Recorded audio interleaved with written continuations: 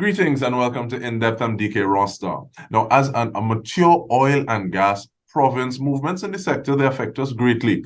So energy expert Joel Monty Pemberton, he joins us to discuss the oil and gas sector for 2023 and beyond.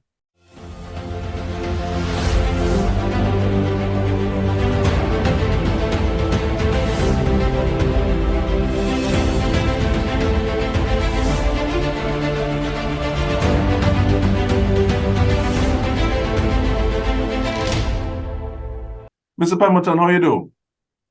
Not too bad, DK. It's a pleasure to be on. Thank you for inviting me. Really glad to have you on. And I want to start off asking about the international climate as it pertains to oil and gas, please. Absolutely. As you know, the industry is a global industry, and everyone is preoccupied with the war between Russia and Ukraine. But there's some fundamentals that we should never lose fact of, especially the context of the energy transition that's really led by the Europeans and the Americans at the moment with regards to the decarbonizing of industry together with the United Nations. But, you know, the world still needs oil, and the world still needs natural gas and ammonia and the methanol. And until we can decarbonize the entire industry, you know, there's a need for oil and gas. And more importantly, there's a need for investment into these industries, right? And what we have seen internationally is the industry has been starved for investment. Right, the supply has decreased somewhat in some locations, and that's why also you have that increase in price because of the dislocation with the war, Russia, Ukraine, and so on. But we need to bring stability to that at a global level. And to bring stability is you need greater investment to increase the supply and simultaneously invest in decarbonization initiatives such as green hydrogen, carbon capture, etc. Right, as we go through the transition to get to zero emissions. And I'm not even going to start to talk to you about the transition as yet, but in terms of looking at it at that bigger picture on the global level, how does that bear down specifically on us here in Trinidad and Tobago? What are some of the things that we should be looking at? Well, Trinidad, the reality is, as you said earlier, it's a mature basin. So let's start with gas, natural gas production. You know, it has declined, by about 40% in the last 10 years. So in order to increase that, you need increased exploration activity. And we've seen the bid round, the deepwater bid round. I'm hoping for a successful negotiation between the government and the successful bidders, BP and Shell, because the gestation period from when you start exploring to when first production is probably between 8 to 12 years. So it's going to take some time before we see the fruit of that labor once successful. So it'll be very important to fast track the regulatory and legislative process. A good example of what is possible is what Germany coincidentally accomplished in 8 months. What will typically take 6 to 7 years, they did in 8 months, and that's building an LNG regas terminal in Germany, right? And bottom line is they remove all the regulations. They needed gas, so the government just gave full approval, and they were to build this facility in 8 months, right? So it is possible to move things a lot faster, with the right enabling environment. And if we do those things faster, you're going to see things a lot faster. And as I said before, we've seen it in other countries. No, you say that, and of course, I want to ask what kind of enabling factors, because I think sometimes one thing is possible because other things are there around to help scaffold that process. So what does that enabling process look like? What are some of those factors, some of those increments needed? One is greater collaboration between all the regulatory bodies. So from the last project I did in Trinidad, we needed roughly about 80 approvals spanning 20 enterprises, right? So that gives you context as to how much work is involved. And it's difficult, you speak to one body, you have to educate them about it, and that in itself takes time. And one party may take 30 days to approve X, the other one is not going to move it unless that gets approved and so on. So fast tracking it's going to be important. It requires collaboration between all the parties. I would love to see, the energy chamber, again, there was a project that they started called Fast Track, to really move that forward, right? To accelerate the development of these upstream blocks or bits that are won. That's number one. It could be done. It just, as I said, the problem may not be below the ground, it's above the ground. And I say that with a smile. It's really getting people together, looking at the common objective for the common good, to move this forward. You talk about the energy train and fast track, and I guess this kind of ties into what so many people have been talking about in terms of the ease of doing business in Trinidad and Tobago. But you also speak about possibly an 8 to 12 year period in terms of getting things done with regard to new sites that you're looking for. But so much can happen during that period. Right. There are few people who would have been thinking about the Russian invasion into Ukraine and how that might have spin-offs, both positive and negative, depending on how you look at it. But a lot can happen during that time. How does the energy transition factor in while we're waiting for these things to happen, or while these things are taking place? Are there things that we put in train now so that we see the benefits down the line, or do we just wait until, well, we have no other choice, as opposed to, we should have done this yesterday? I mean, it's there upon us. So the energy transition is coming, right? It's coming, it's going to happen, right? The question is the speed at which it's going to happen and the commerciality of it. As it relates to Trinidad, the sooner we get our resources out of the ground, right, the better it is to mitigate that risk over time, right? What you will see happening, certainly with what you call fit for the European laws, fit for 55 and CBAM, the carbon balancing mechanism, they're going to start adding premiums to products that we sell, aka methanol, ammonia, steel, cement, LNG, to our products, right? So once you start to add those carbon taxes to our products, right, it's going to become more expensive. Then it becomes, and how competitive will we be globally in the context of the other green initiatives, right? So the faster we do it, the better it is where to make those investment decisions to hopefully withstand that. That's important. The longer we take, investors will be, well, maybe it's not, we're not willing to invest because it may not be commercially viable, right? So that's why accelerating it is important, very, very important, a critical success factor, in my opinion, as it relates to our waters, by the way. And we could talk about cross-border as well. And definitely that is something that we want to do on the other side of the break. We're speaking with Joel Monty Pemberton. Stay with us. We return with more.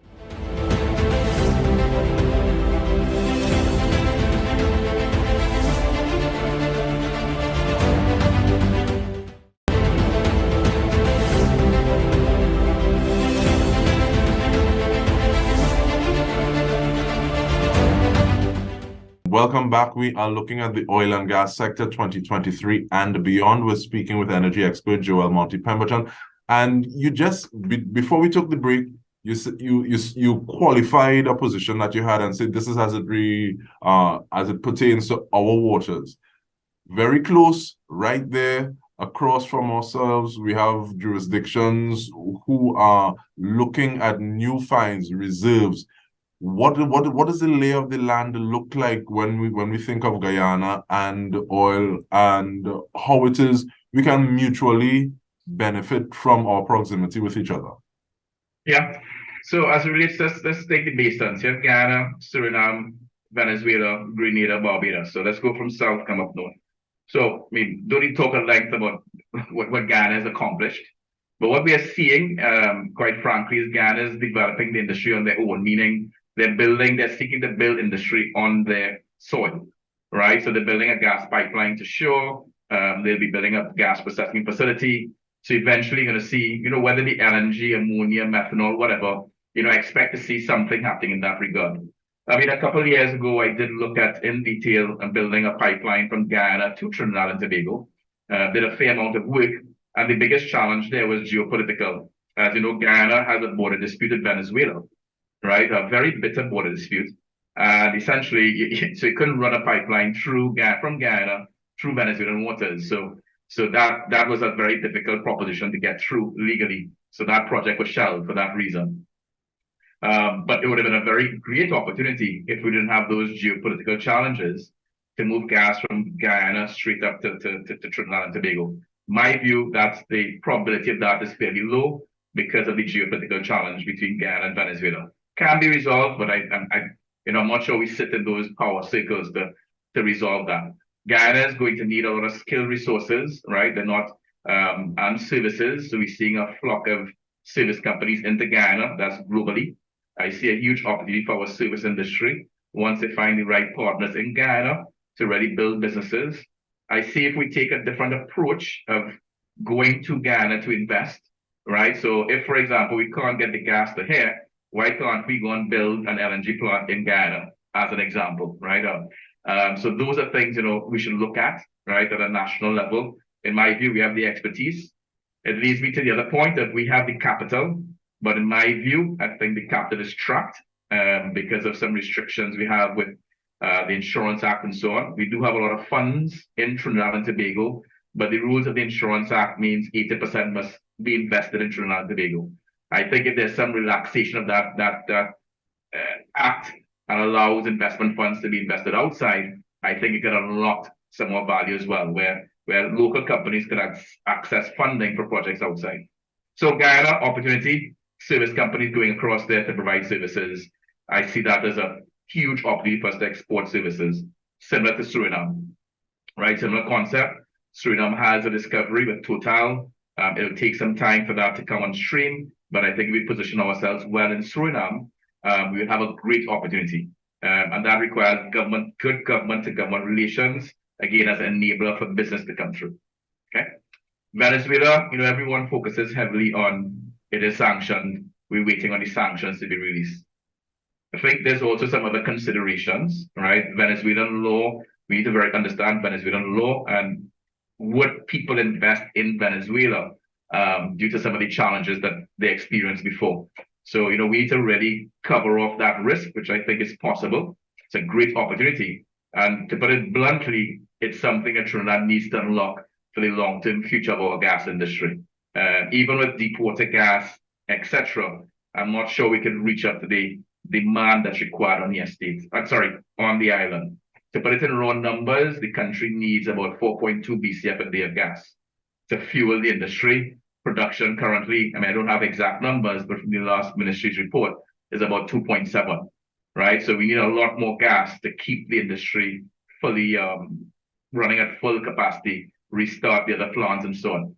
I would say the only way, but the most sustainable way over a long term would be accessing Venezuela gas, because they have over 190 TCF of gas reserves in Venezuela. So that's going to become critical for our long-term future. Yeah. I want to meld 2 points that you made. One, a little earlier, the problem is above ground as opposed to below. And then two, how do we leverage some of these partnerships? Because there are people in Trinidad and Tobago with the capacity, but looking at things downstream and upstream, I think sometimes people just think it's just, okay, well, you just take it out of the ground and put it in a barrel and sell it, as opposed to thinking that there's so many spin-offs, so many opportunities.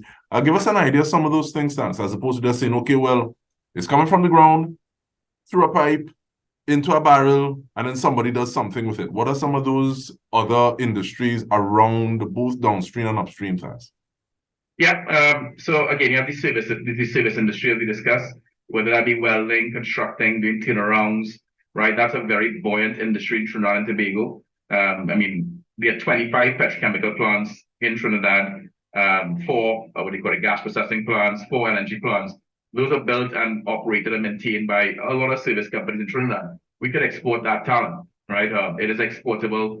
How do we do it? How do we create, again, the right skill sets within those organizations to operate internationally? What I mean by that is historically, the industry's always had to work internally. So you drive from San Fernando to Port of Spain, you do a deal, it's fine. Now you go from San Fernando to whether it be Caracas, whether it be Georgetown, whether it be Houston, and cut international deals. The skill sets required there are different. It's no longer when you talk local content here. We're going in other countries who have their own local content laws, like we saw in Ghana, who want XYZ. How do you sort of adjust accordingly your business model to operate internationally? That's something that I'm not seeing a lot of, and that needs to be expanded. There are a few companies that are doing it well, but we need to have more of that internationalization and the skill set within those organizations. And I think you'll see a huge benefit in that regard.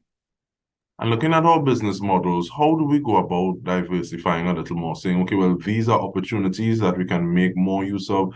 These are some of the things that we need to do, the investments as well into the individuals that we have here to be able to do that. What we've seen very well so far, and I'll commend the TTME. The non-energy exports have increased significantly. We are seeing a lot of oil and gas professionals moving into the non-energy sector, taking their expertise. They're highly skilled in that area. We're seeing other companies picking it up, and you're seeing, I could say, we're seeing the benefits of that. So I expect to see more of that. And the trajectory looks pretty good at the moment, based on the numbers that we're seeing. All right. Now, again, how we can export new things, I think partnering with multinationals differently, right? Everyone operates as the value chain is segregated, barring one or two companies. How we can integrate the value chain, so integrate the value chain will bring great success. But to do that, you need to be a lot more transparent and open-minded and not think about you as, I want to get more than you. So if I get 20% and you get 5, I win. But if the pie is 25, well, let's go 12 and 12 and both go ahead. That concept needs to be embraced. I'm not seeing that being embraced as much as possible, as much as it should be. And I think that's been a hindrance in a lot of cases. And we just see more of that. And looking at, and I like the fact that you speak about a little more parity, and it also kind of boils down to notions that people have. You see them Saudis or them people from them Trinidadians. So Right. they want to come in and take the thing and leave, and as opposed to say, okay, well, we're building it. And I also think that goes back to that point that you were talking about, having partnerships, possibly building something in a space that we can actually come back with, and both parties benefit and see it as a win-win, as opposed to I win more than you and you're supposed to like it like that. But in closing though, and you realize we haven't spoken about securing our energy future, what is the one thing that you want somebody to take away from this conversation, Mr. Pemberton? We need to think differently, right? What has been successful for the last 100 years has given us a good foundation. But I'm afraid if we do not think differently, it's not going to take us forward in the next 100 years. And I'm not seeing that different thought process, and that's my concern. We're tweaking it. We need radical transformation. Do you see is there a timeline that you're working with specifically in your mind that say, if we don't do it by this time, crapo, pipe, everything smoke? I think if we have the right plan and get everyone behind one vision, it makes it a lot easier, right? And I think if we see what that one vision is, and we get alignment, then things happen. Entrepreneurs come in, we create the enabling environment, right? And we open ourselves up to the difficult conversations. Let's not be afraid of having that difficult conversation. Some will win, some will lose, but that's the nature of it, right?